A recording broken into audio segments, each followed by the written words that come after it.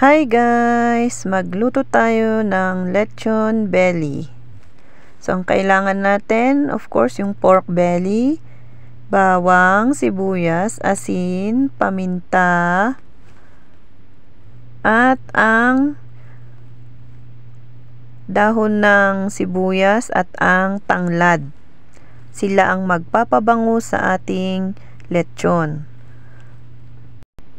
Una ay hiwain lang muna ng mababaw ang pork belly.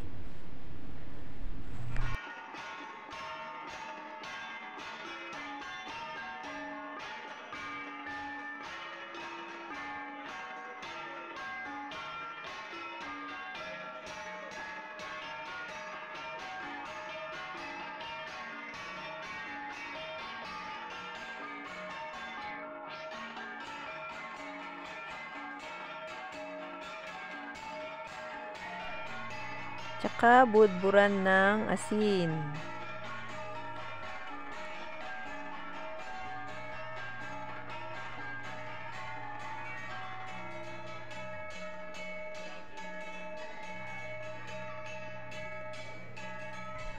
At bawang.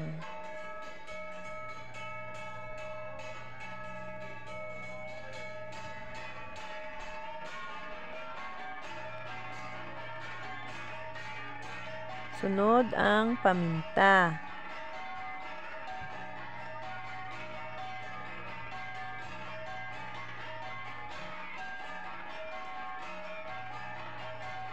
At saka ang sibuyas.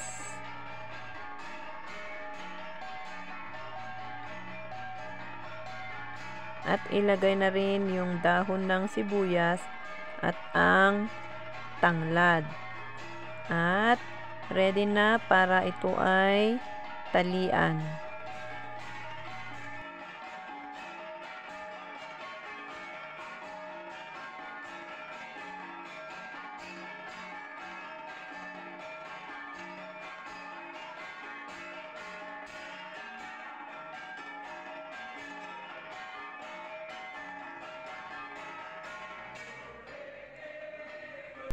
Pagkatapos malagyan ng tali ay pabayaan muna ng 15 minutes para ma-absorb niya yung mga nailagay na pampalasa. After 15 minutes ay pwede na itong i-steam. Pwedeng mag-steam gamit ang oven or gamit ang palayok.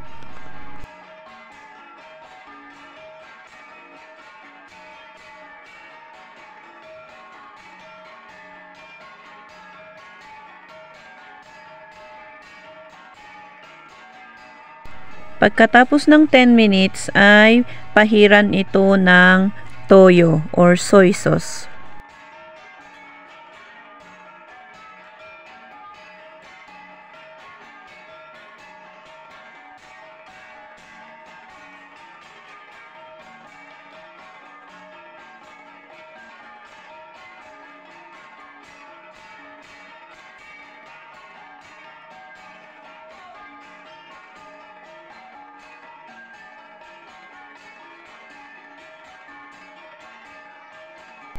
Pagkatapos ng 1 oras ay pahiran ulit ito ng soy sauce.